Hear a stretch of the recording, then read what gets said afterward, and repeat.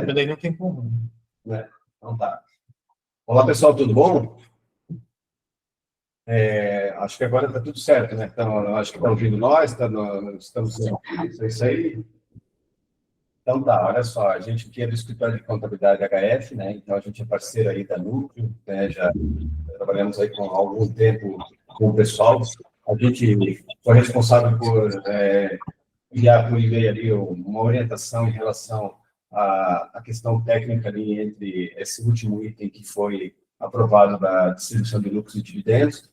E dentro desse cenário, a gente foi contatado ali para justamente estar aqui com vocês hoje e para dar um suporte em relação a isso, uma explanação um pouco mais simplificada e objetiva para poder deixar vocês no mesmo nível aí em relação a essas situações que estão ocorrendo. O Thiago, que está aqui comigo, ele vai começar a ler o layout ali que está aí em tela para vocês também. E aí, depois disso, a gente vai abrir para as perguntas e respostas em relação a todo esse cenário. Pode ser?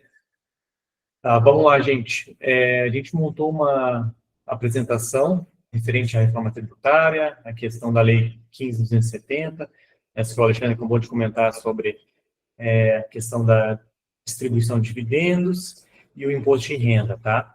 Então, o que está acontecendo, né? Toda essa legislação, toda a reforma tributária, ela está representando uma transformação histórica agora no imposto de renda da pessoa física, tá? Que vai entrar em vigor a partir de janeiro de 2026. Então, essa é uma reforma estrutural, ela combina uma redução significativa da carga tributária para rendas médias, com novas regras para a distribuição de dividendos. E assim ela estabelece um sistema mais equilibrado e progressivo para a situação aqui do país. Então, hoje, a partir de 2026, os trabalhadores com rendimentos mensais até 5 mil, eles estão completamente isentos do imposto de renda. Essa isenção ela se aplica também para o 13º. E a gente vai ter uma nova tabela para os rendimentos entre 5 mil e 7.350. E ali é aplicada uma alíquota decrescente, né? Daí, criando assim uma transição suave, que beneficia toda a classe. Isso gerando um poder de compra, enfim, injetando mais dinheiro na economia.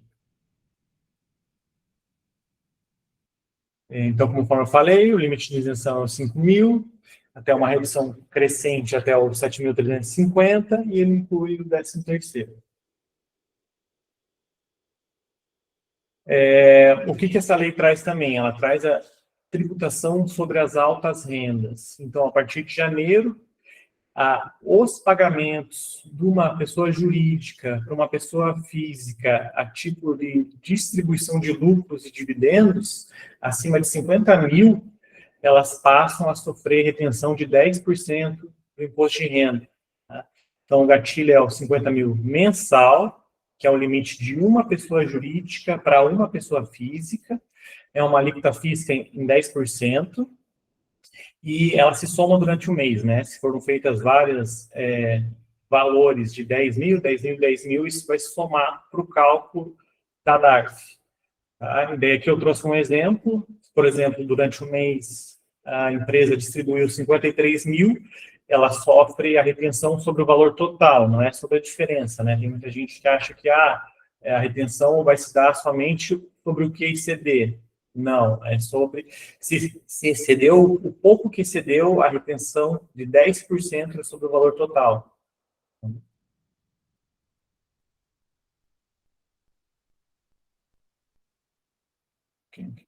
Daí, para isso, junto a esse dispositivo de lei, foi criado uma legislação onde pode ser realizada uma ata de isenção. O que é essa ata de isenção? Você consegue trazer a proteção aos lucros acumulados da sua empresa. Tá? A lei estabelece isso, e isso é importante. Por quê? Porque os lucros apurados até 31/12/2025, a partir dessa ata, eles se tornam isentos.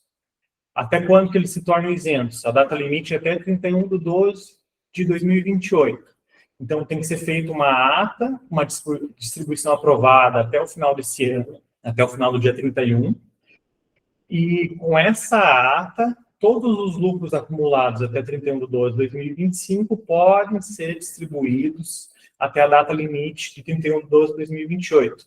É claro que para isso, né, a gente tem que ter uma contabilidade 100%, a gente tem que estar apurando lucros, todas as obrigações acessórias em dias, enfim, tá? Tudo o que traz já sobre a legislação antiga referente à apuração de lucros.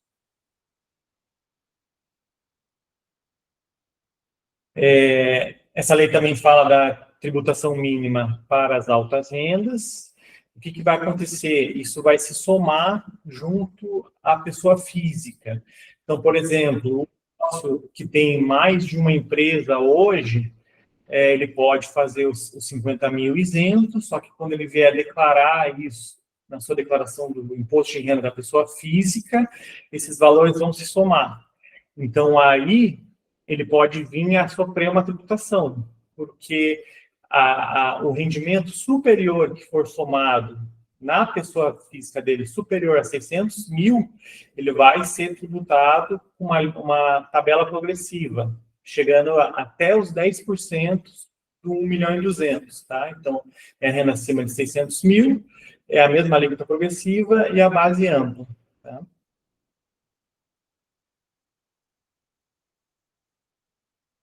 A Receita, ela criou alguns mecanismos em questão dessa alta tributação, então ela implementa uma alíquota máxima para evitar a sobreposição excessiva de tributo. Esse mecanismo ele assegura que a soma dos tributos totais, como imposto de renda, não ultrapasse os limites. O objetivo aqui é que ele chegue a uma alíquota máxima de 34%. Então, se, por exemplo, hoje, em sua empresa, você tem uma tributação chegando a, por exemplo, 25%, e você teve mais de 10% dessa distribuição de lucros, foi criado um mecanismo onde ele limita essa carga máxima, e se isso ultrapassou, ele te dá o direito à restituição dentro do teu imposto de renda da pessoa física, tá? Então, tem essa alíquota máxima de 34%, somando pessoa física e pessoa jurídica. Então, aqui a gente tem uma nova estrutura do imposto de renda, uma lei, essa lei ela traz uma mudança de anos, né, que essa tabela já está parada há muito tempo, desatualizada há muito tempo. Então, é uma redução efetiva para as pessoas de média e baixa renda, é uma tributação progressiva nos lucros e altas rendas, foi criada também uma proteção dos lucros até dezembro de 2028, ela vem junto com essa nova reforma tributária, que a gente vai falar um pouco a seguir, e ela é a reestruturação para o início agora de 2026, né? Então, para isso, gente, é importante tanto empresários e contribuintes revisarem estratégias da distribuição de lucros e as estruturas societárias até o ano de 2026, o tempo aí está bem curto para isso, né? A gente tem quase 2, 3 semanas até o final do ano, e essas atas e deliberações, elas têm que ser formalizadas até agora. Então, ela é fundamental para preservar esses direitos e esses lucros. Então, falando agora um pouquinho sobre a reforma tributária, tá? Aqui é só um resumo dessa reforma.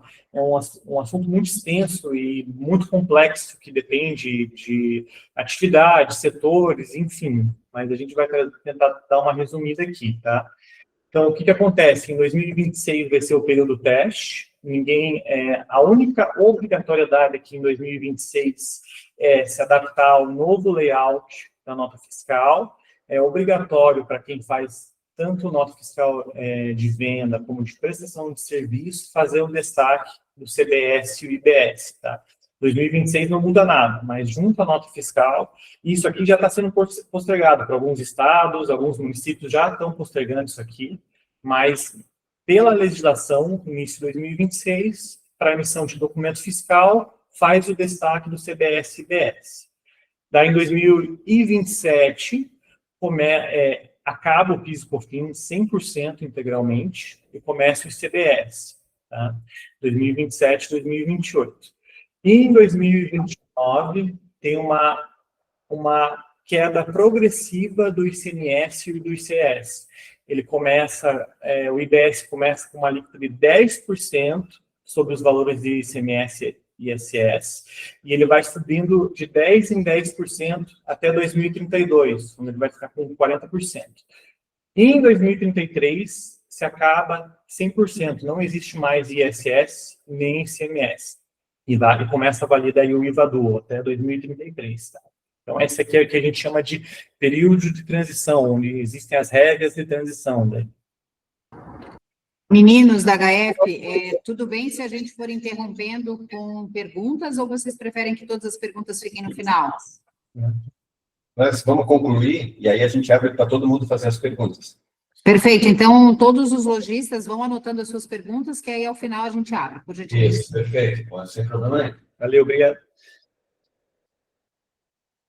Então, aqui, o que acontece também nessa reforma tributária, tá? Antes era se discutido muito o que é prestação de serviço, o que é venda.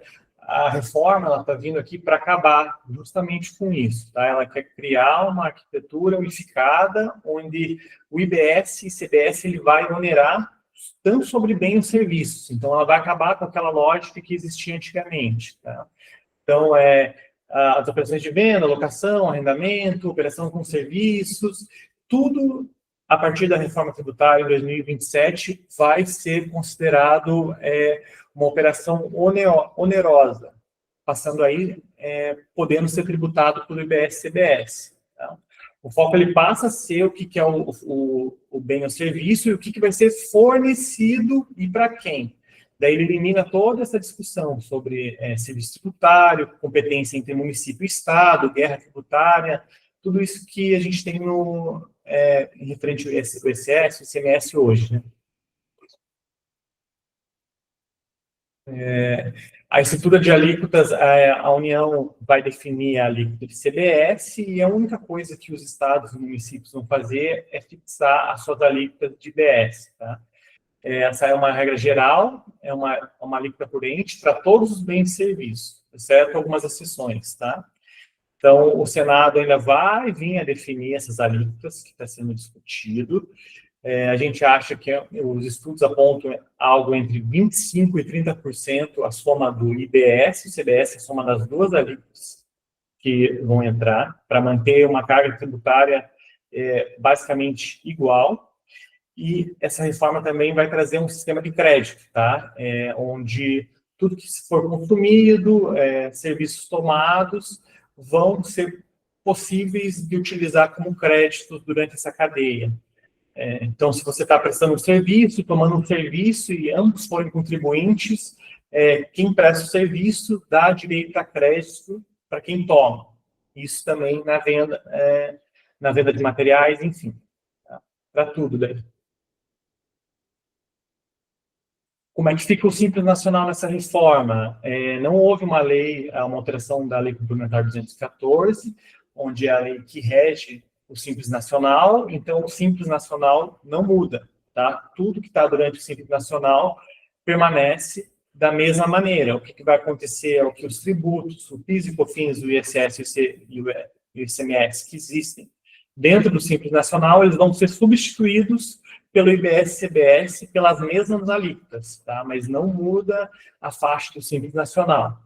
Mas aqui a gente tem uma opção que é bem interessante, que se o Simples, o prestador, o vendedor do Simples, o fornecedor, ele quiser fazer a apuração do IBS-CBS por fora, ele pode fazer essa apuração, tá? Daí ele paga aquelas alíquotas, vamos dizer que hoje ele pague 1 ou 2%, na soma desses tributos que eu comentei. Então, ele sai de pagar 1 ou 2% para pagar 25% a 30%. Ah, mas por que eu vou querer pagar mais sobre o meu tributo? Porque daí, nessa cadeia do Simples Nacional Híbrido, você dá crédito 100% sobre a tua tributação. Então, isso aqui é interessante, cada prestador, cada fornecedor fazer uma análise, né? Sobre o que seria que vale a pena, se não vale a pena.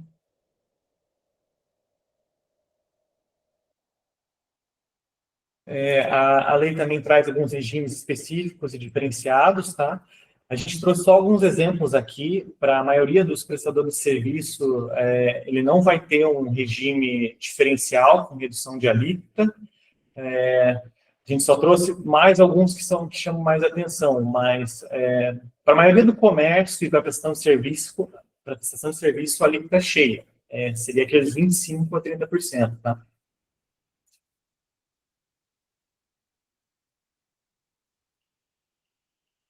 Isso aqui vai impactar o preço do final consumidor. A lei ela quer trazer esse princípio da neutralidade, conforme eu falei. O IBS e o CBS vai tentar evitar distorcer decisões de consumo.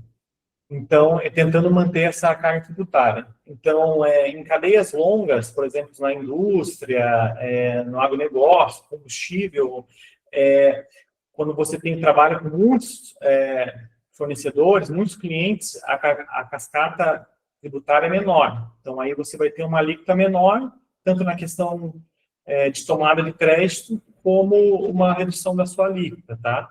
Então, conforme eu falei, no setor de serviço, comércio, pode ser que haja um aumento da carga, porque eles vão ter que repassar esse serviço, essa carga para o consumidor final, e foram criados alguns mecanismos de proteção, uma cesta básica, o cashback, para baixa renda, tá? Então, esse sistema ele não é cumulativo, então ele tende a reduzir o imposto em cascatas, em cadeias produtivas e complexas, né? Conforme eu falei, enquanto outros, às vezes, que repassa diretamente para o consumidor final, às vezes vão ter uma carga tributária um pouco mais alta.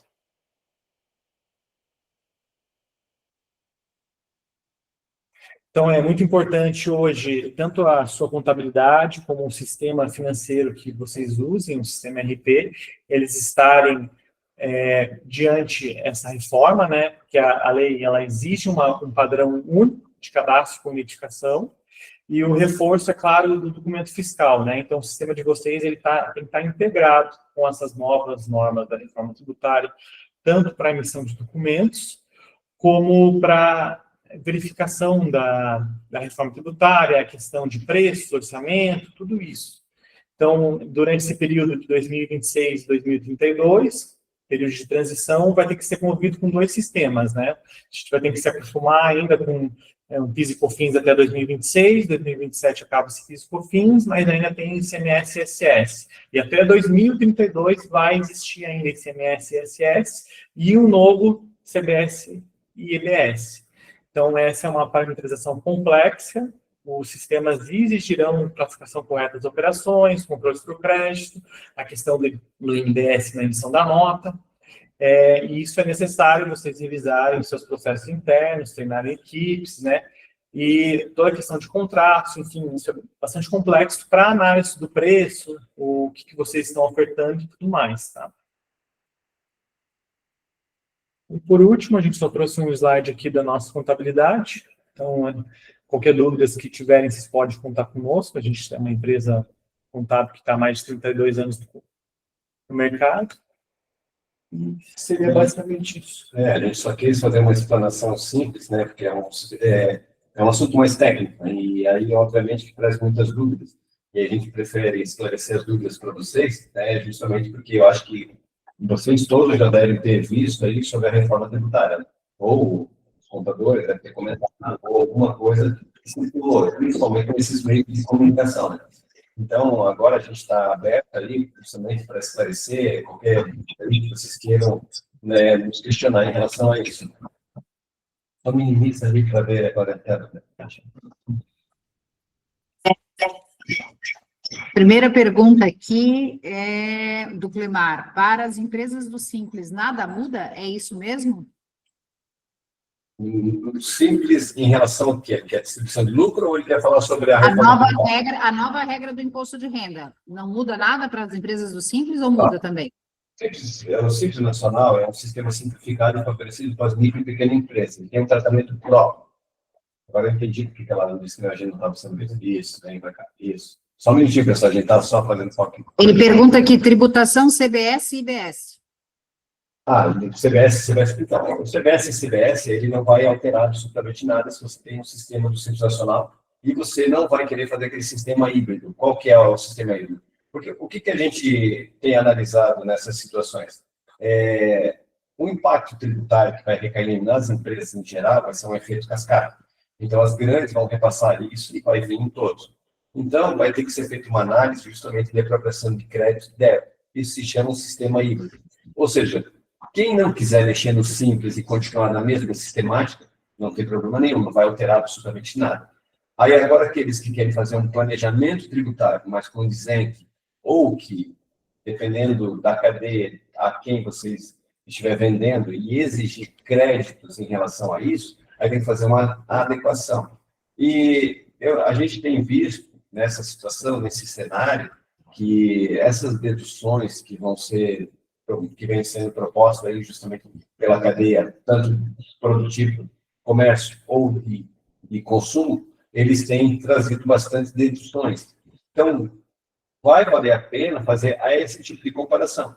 2026 é um período de teste para todo mundo se adequar. Então, se 2026 todo mundo fazer o dever de casa, uma contabilidade precisa, aquela contabilidade idônea, em que você consiga visualizar de maneira clara o potencial da tua empresa em relação àquela eficiência tributária, deve ser feito para implementar em 2027.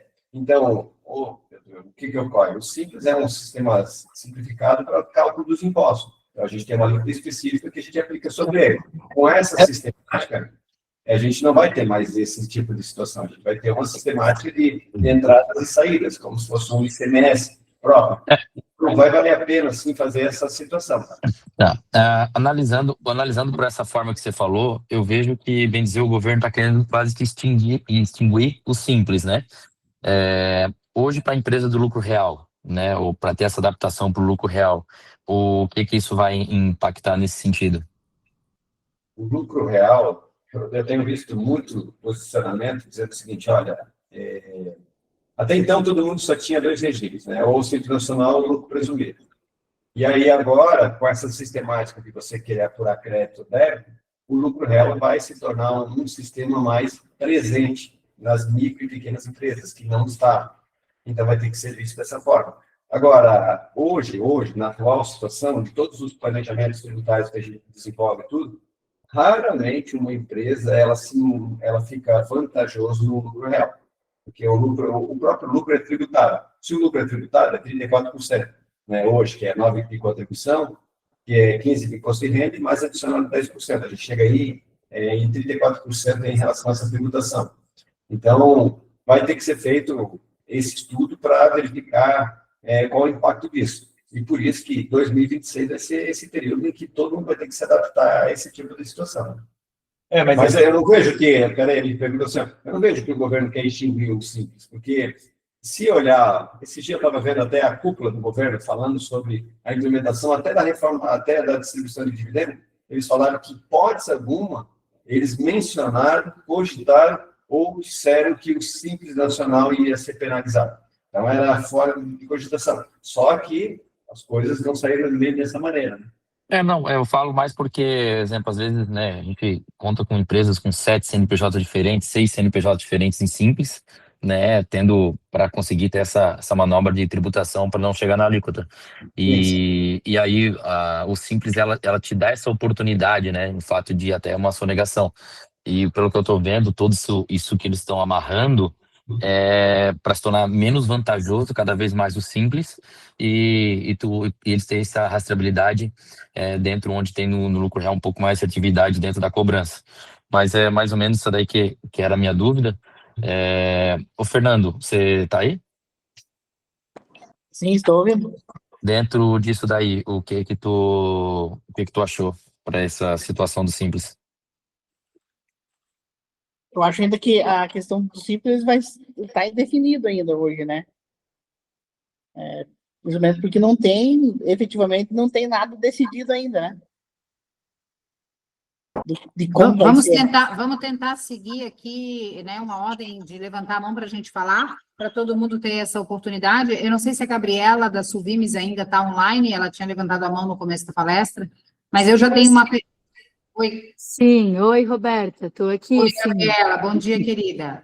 Bom dia. Depois a Lígia, tá? Gabriela fala, depois Lígia. Então, sim, eu estou acompanhando aqui, daí nós temos uma dúvida sobre essa questão da ali da distribuição dos lucros, né? Que tem essa possibilidade de fazer essa ata. A minha dúvida é, essa ata a ser feita, ela me protege, por exemplo, se eu tive distribuições de lucros maiores do que 50 mil mensal neste ano que passou de 2025, ou ela é só para frente? Eu queria entender um pouco melhor dessa questão da ata. Ricardo, qual que é o seu nome mesmo? Desculpa que não apareceu ali. Gabriela. Gabriela, a sua empresa hoje ela está em qual forma de tributação? No Simples. Está no Simples. Então, o que ocorre? O Simples tem toda uma discussão em relação a isso daí. O Simples não foi amparado pela retenção dos 10%. Ele não diz isso aí, até porque a lei que trouxe veio uma lei ordinária e que a lei do Simples Nacional é uma lei complementar, então ele tem uma série de conflitos de situações ali em que elas não têm nenhum tipo de vinculação. Mas o que ocorre? O que a gente está fazendo? A gente está mandando fazer as atas, recomendando fazer as atas para todo mundo, principalmente quem tem lucros acumulados. Por quê? Porque, independente da interpretação do governo, isso e aquilo, essa ata vai te assegurar de maneira precisa que esses lucros auferidos até 31/12/2025 sejam disponibilizados, porque uma coisa é o lucro, que é a performance da empresa, outra coisa é a proposta dos dividendos, que é o que a gente está falando, e os dividendos que devem ser pagos até certa data. Então, essa ata, ela mantém o quê? A característica dos lucros, que fica evidente, da posição societária, ou acionista, justamente ali, e dos dividendos que serão propostos para ser recebidos até 31/12/2028, sem nenhum tipo de situação. Por que eu estou falando isso? Porque o Simples Nacional não veio, se hoje eu distribuí, se eu distribuir em janeiro R$1 milhão do Simples Nacional sem fazer qualquer tipo de menção, ele não tem os 10%, não precisa reter os 10%. Mas tem um porém, não precisa. Só que eles incluíram na Lei 9.249, no artigo A, e ela se remete aos grandes rendimentos. Então, quando for declarar lá em 2026, lá em março de 2027, esses valores vão ser somados com a tributação efetiva e vai gerar um imposto. Então, hoje, é essa sistemática. Então, qual é a recomendação? Tem que ser feita a ata, tem que ser cumprida, é um prazo curto, nós estamos todo mundo aí em encerramento de atividades agora, né, a última semana praticamente, mas isso aí deve ser feito sim, tá? Para você ter a garantia e a segurança jurídica e tributária em relação a isso. Certo, obrigada. Lígia. Oi, bom dia, pessoal. Sobre essa questão da ata, né, da distribuição, precisa estar descrito o valor em si desse lucro acumulado, ou pode só fazer a menção que são os lucros acumulados até 31/12/2025? Essa é a cereja do bolo, né? Todo mundo quer saber esses detalhes. Bom, o que ocorre? Se você fizer uma ata hoje, você disser que vai ser distribuído lucros até 31/12/2025, são lucros futuros. E aí, se for registrada essa ata hoje, a junta comercial vai rejeitar isso. Então, o que a gente recomenda? Vou ser bem sincero para falar, quase que nenhum contador, humanamente ou tecnicamente, tem pronto isso nesse momento. Então, o que ocorre? Se você tem lucros ali que você já consegue mensurar de forma evidente, você pode pôr. Agora, a característica é o quê? É a deliberação. Até porque a sua empresa também está no Simples Nacional? Simples e presumido. Simples e presumido. O presumido, eu recomendo ali o máximo de cautela possível. Agora, a do Simples, a própria lei complementar, ela diz o seguinte, que ela traz um texto que dispensa confecção de ata. Ela põe uma simples deliberação, já é o suficiente. Só que isso é a interpretação da lei complementar que traz o regulamento do Simples Nacional. Mas aí o que eu faço? Você fala, poxa, mas a gente vai ficar sobre essa deliberação. E a deliberação? Uma deliberação simples, sem formalização de ata, deve ser sim arquivada na junta comercial. Então, tudo precede, tudo leva a esse ponto.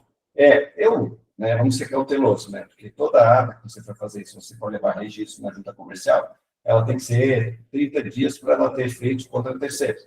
E não sei se todo mundo vai conseguir cumprir com esses prazos aí, justamente. Mas a ata em si, ela deve ser feita pela assinatura eletrônica ou pelo GOV, justamente para manter um documento mínimo necessário para te dar essa garantia, tá? E aí, a recomendação, se existem números já exatos, vocês já podem pôr. Lembrando que a ata é em uma data. Então, se você fazer uma ata, você vai fazer uma data com data de hoje. E se fizer com data de hoje, você vai ter que mencionar aqueles números que estão ali, não números que são valores futuros, porque futuros você é incerto, você não sabe o que vai acontecer entre hoje, que é o dia 15, até o dia 31. Né? Então, isso que é o elemento principal dessa situação. Esclarecido, Lígia? Sim, é que o que vai ficar complicado é a questão justamente dos lucros de 2025, né? Porque, obviamente, você faz o fechamento encerrando o ano, né? Então, como você falou, ter a contabilidade, ter tudo isso pronto, né, é muito difícil. Mas... conciliar uma ata que você tem precisão de valores. Por exemplo, se eu tiver uma ata, se eu quiser mencionar que em 2024 tinha lucro, perfeito, todo mundo vai ter. Agora, 2025 está em um ano que você precisa fechar. A gente tem balancetes. Balancetes são coisas que você faz periodicamente. E isso não quer dizer que ele vai sofrer alterações, mutações contábeis, né, dentro dela. E ele sempre sofre. Mas, assim, recomendo, máximo cautela, ou vocês não mencionar valores e simplesmente deliberar que os lucros presentes daquelas datas serão distribuídos. E aí, quando o contador for fazer a finalização do balanço, ele destacar isso numa conta própria, justamente para a gente ver características. Eu estou falando isso porque a gente tem que olhar o passado para se reverter o futuro. No passado, até 1994, os lucros eram tributários. Desculpa, até 95 eles eram tributados. E a partir de 1 de 1996 eles passaram a ser zero. Então, naquela época, se usava muitas contas específicas daquele lucro que existia, justamente para você não distribuir um lucro daquela data para ser tributado, que agora é de zero. Então, essa menção faz necessária aí com uma sistemática técnica aí das contabilidades em relação a isso, né? Obrigada, gente. Eu tenho uma pergunta, né? Pagamento de comissões, né? Como é que isso deve ser tratado, tanto para quem paga quanto para quem recebe? Né? Porque até então, às vezes, essas comissões não entravam na contabilidade oficial e agora, com o imposto de renda sobre lucro, sobre qualquer tipo de ganho, né? Vai ficar difícil justificar que não seja de forma oficial, tanto para quem recebe quanto para quem paga. Qual a orientação? Bom, então isso, comissão é paga mediante uma contraprestação, né? Então, isso até o Thiago, quando fez a leitura ali, ele colocou dessa maneira, justamente que foi o que traz a IBS e CBS, né? Eles trazem que tem que ser uma sessão, quer dizer, uma prestação de serviço em que isso ocorre. Então, deveria, hoje, existir um documento fiscal aí entre essa situação. A gente sabe muito bem que esse meio aí circulam muitos valores em relação a isso e que não traz um documento próprio para isso, justamente que tem essa tributação. Mas está cada vez mais difícil, né? Que essa questão aí da movimentação financeira, hoje o governo já tem acesso a tudo. O único que eles não tinham acesso, eles tinham das fintechs. Né? Agora, até as fintechs, eles comunicam ao governo ali a movimentação efetiva, seja de CPF ou pessoa jurídica. Então, se... né, eu vou dar um exemplo assim, Roberto, né? Eu acho que essas comissões são todas acobertadas ou não são acobertadas por documentos?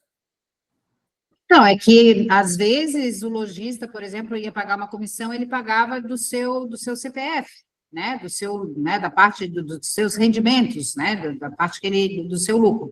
Mas agora isso também é tributável. Então, como é que, né, não tem outro caminho, e até para quem recebe, né, como é que vai dar entrada nesse valor, né, de alguma forma?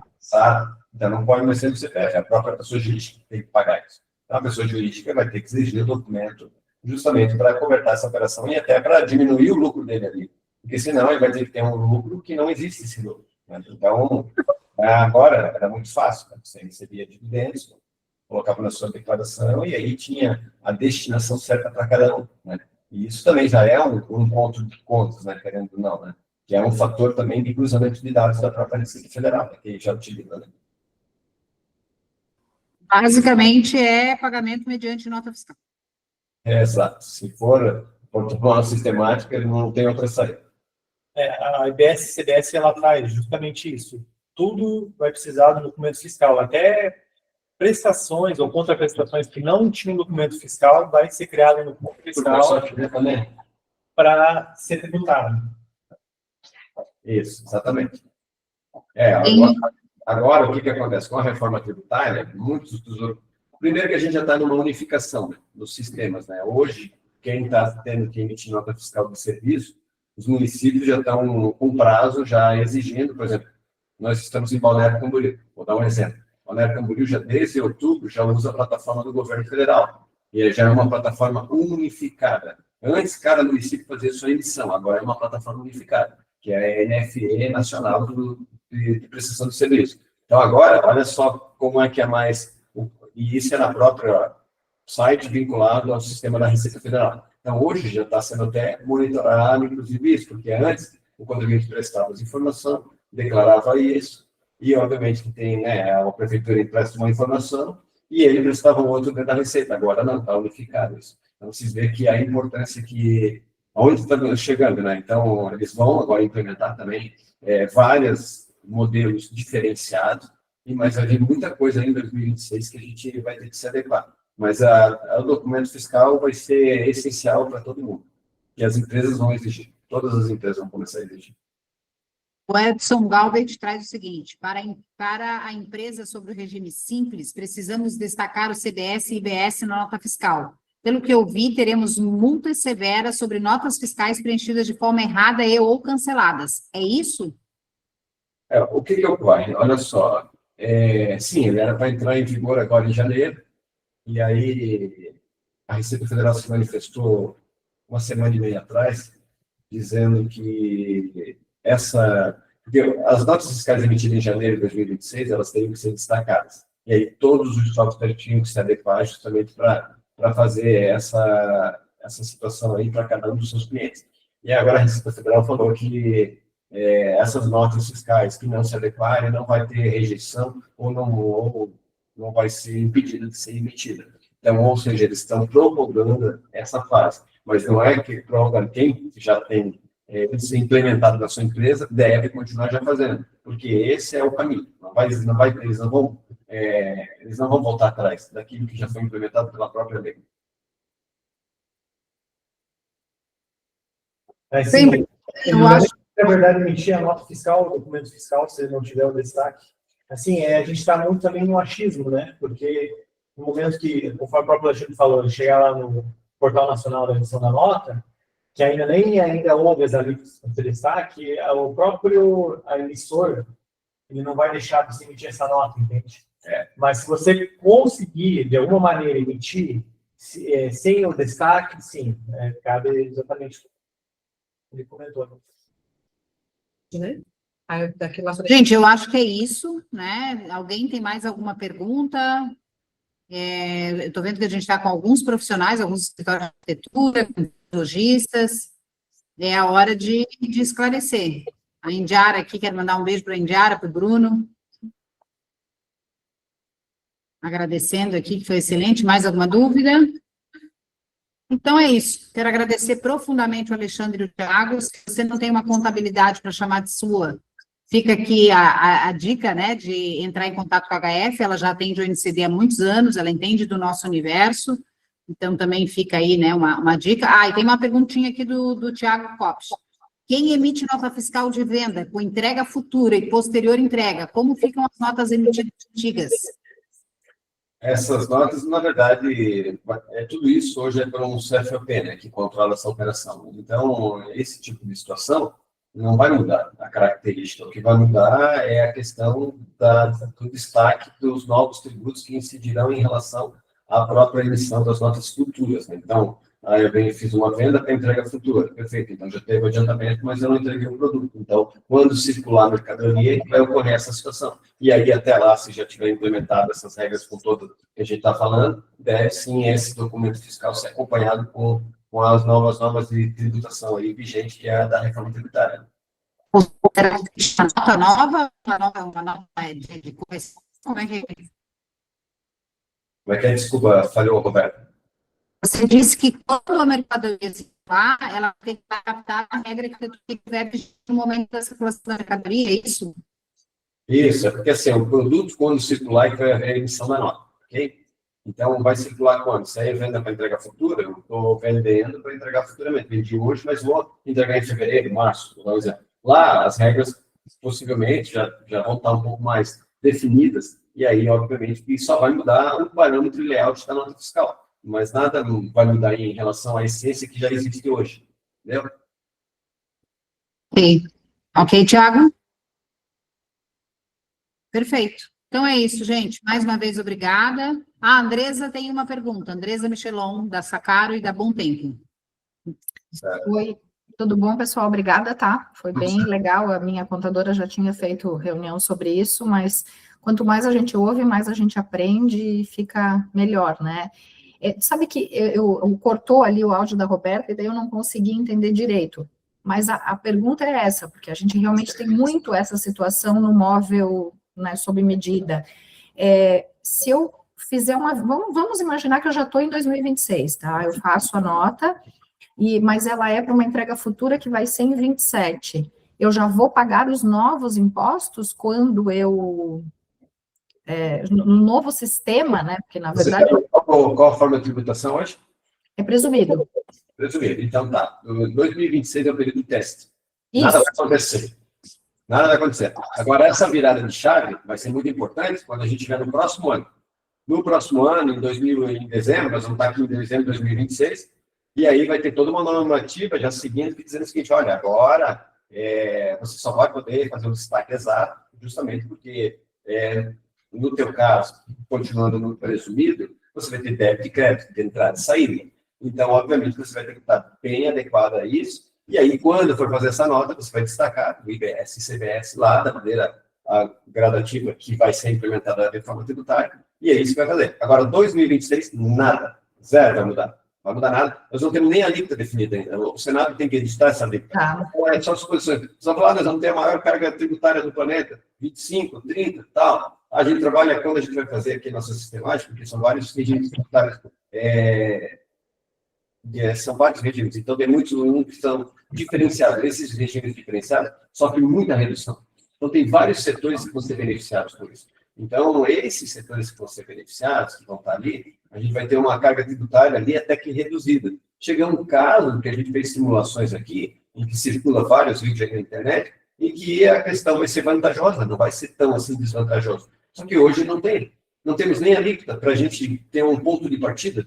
Vai ser implementada, nós esperávamos chegar agora, no final do ano, com situações um pouco mais resolvidas, porque foi em março desse ano ali que a reforma tributária veio à tona, tudo, veio os cursos, veio todo, foi um ano muito que se falou muito, mas pouca coisa foi implementada. E agora, que tinha essa questão do destaque de BSBS, também foi prorrogado. Por quê? Porque o governo também não tem adequação exata ali justamente com o software dele e com outras situações. E eles têm que deixar tudo implementado, porque senão você tem que trabalhar, eu tenho que trabalhar, todo mundo tem que andar fazendo com que as coisas sejam gradativas e implementadas, mas também tenha uma situação aí de tempo para a gente se adaptar, né? Que é mais importante. Aquela emoção de ser empresário no Brasil.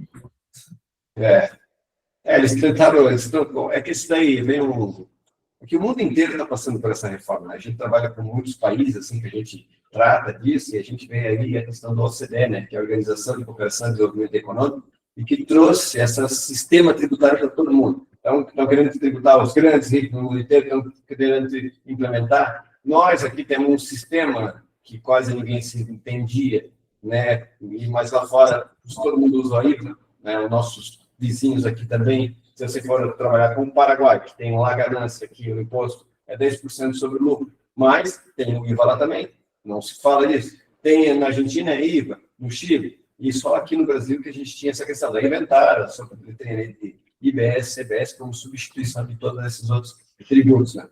Eu posso perguntar mais uma coisa, Roberto? Claro! Uma outra coisa também que eu venho escutando, eu quero saber se faz sentido ou não, que a gente não, por exemplo, assim, eu não tenho, que o nosso segmento é um pouco diferente, porque a gente só compra depois que vendeu. Então, muitas vezes eu recebo, né, do cliente antes, e só depois é que a gente vai, então, mas pode ser que eu esteja recebendo notas vamos dizer assim, de coisas que eu vendi no ano, mas eu vou estar recebendo no ano onde vai ter mudado. Daí o que eu venho escutando é que a gente vai ter que tomar muito cuidado com a questão do fluxo de caixa, porque pode ser que eu tenha que recolher algum imposto, principalmente sobre serviços, né, se a gente parar para pensar, antes de eu ter recebido os créditos. Faz sentido ou não? Faz sentido. O que acontece? Faz muito sentido, até trouxe algo que eu não falei na apresentação, que é a apuração assistida, tá? Pelo que você está me falando aqui, pode ser que durante o início dessa cadeia, início da transação, você pague uma carga tributária alta, mas assim, quando você tiver os seus insumos, suas aquisições, você tomar o seu serviço durante esse ano, aí sim o teu IBS e CBS você vai ter o direito a crédito. O que é essa apuração assistida? No momento que alguém, ou você emitir uma nota fiscal para você, a ideia do governo é que isso vai estar ao vivo. Então, cada contribuinte vai acessar esse site do governo, vai estar lá a nota fiscal emitida contra você, e vai ter a questão do débito, o imposto, né, desse contribuinte vai estar lá, se ele pagou ou não. Como é que isso entra diretamente no split, né? Porque somente quando você realizar o pagamento dessa prestação de serviço, ou isso que você adquiriu, né? Tu vai pagar parte para o teu fornecedor e parte é justamente o crédito que você vai utilizar na apuração lá do teu imposto, né? Então, se nesse caso específico que você está falando, Andressa, nessa cadeia, me parece que o teu IBS-CBS vai ser extremamente alto, até você conseguir repor todo isso, até você ter essa gratividade, onde você vai ensinando teus custos, né? Vai adquirindo esses teus insumos. Né? Mas como falou também, né? Agora, 2026 vai ficar tudo isso em teste, e é isso aí que você tem que ficar atento. Cara, tem que ter a contadora justamente porque esse é o período em que vai ficar em análise. Esse ano é o próximo ano, né? A gente vai falar esse ano porque esse ano já deu, né? É um período que a gente vai ter que ficar verificando todas as coisas, fazendo simulações tributárias para verificar o que vai ser mais vantajoso, né? Falaram ali, né? Chegar e falar, o Simples vai acabar, eu acho que ele vai crescer mais, não vai diminuir. Ele só não cresce mais porque hoje a tabela não comporta ali o faturamento das empresas, né? Então, tem que fazer essa malabareta. Vai haver um reajuste simples, o Simples Nacional ainda vai com aumento de limite, né? Agora está para ser proposta a questão do meio, enfim, né? São todas questões que, enfim, o governo está extremamente desorganizado, né? Estão querendo fazer tudo correndo agora, e a gente corre atrás para tentar, né? Se adequar.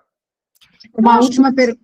No fim, ainda vai ficar melhor, porque coloca todo mundo com a mesma regra do jogo, né? Isso. E hoje tinha muita regra diferente. Mas obrigada, tá? Obrigada, Andresa, pela participação. Uma última pergunta, para quem fecha a folha internamente, né? As folhas que vão ser pagas em janeiro, referente a dezembro, já tem que estar com as novas alíquotas de imposto de renda ou não? O que acontece? No pagamento do valor do imposto. Então, quem está fechando a folha agora, está fazendo o fechamento. Está fazendo só a competência de dezembro, mas o pagamento é para janeiro. Então, lá, quando for remeter o E-Social que tem lá, já vai pegar a nova tabela para correção. Então, já vai, né? A folha de janeiro já está adaptada à nova regra do imposto de renda. E talvez seja interessante as empresas comunicarem aos seus colaboradores, porque eles podem ter, com essa diferença, até R$4.000 de ganho ano. Né? Com a diferença ali para quem ganha naquela janela ali até os 5.000, né? Quando a gente voltar agora a gente voltar daqui 15 dias, o governo já vai publicar a tabela e aí por exemplo, a gente tem o escritório de contabilidade, nosso sistema já tem integração com o sistema deles e aí já baixa as novas tabelas e já procede o cálculo da maneira correta. E aí isso vai depender de cada sistemática, porque se eles estão para o regime de competência, eles têm que estar sempre para o regime de caixa. Você tem que pagar por regime de caixa. Então, ou seja, se o meu pagamento for em janeiro, 5, é nova tabela já. Se o meu regime é por competência, eu já estou pagando a tabela atual. Então, isso que é o critério de análise que tem que ser ficado atento. Que vale o pagamento, né? Pagamento, exatamente. O fato gerador é o pagamento. Então, né, para as empresas ficarem atentas e até usarem isso como informação para os seus colaboradores sobre possível aumento de percepção de ganho mesmo, né? Com essa diferença. O pagamento é no 20º dia subsequente ao fato gerador, ou seja, vai pagar em fevereiro. Então, referente a janeiro. O pagamento de janeiro. entendeu? Mais a folha de dezembro. Então, são coisas assim que dá meio norte, mas é assim mesmo. Por exemplo, 13º é agora, a parcela vai cair agora, então pega a tabela. O pagamento, a folha de dezembro, paga 5 de janeiro. 5 de janeiro, o fato gerador dele é nesse período de janeiro, tem esse em fevereiro. Entendeu? Então, já se adequa a nova tabela. Perfeito. Tá bom, gente, é isso. Muito obrigada aos nossos parceiros da HF, né? Fica aqui a nossa gratidão por essa disponibilidade. E a todos vocês que participaram conosco, quero aproveitar dia 15 de dezembro, que é o dia do arquiteto, né? Em homenagem, inclusive, ao aniversário de Oscar Niemeyer. Então, a todos esses parceiros, né, que transformam em espaços em lares, em lugares em conforto. Fica aqui o nosso parabéns, o nosso feliz dia do arquiteto. Mais uma vez, obrigada, Eduardo, toda a equipe da HF. Tenham um ótimo dia e até a próxima. Tchau, tchau, pessoal.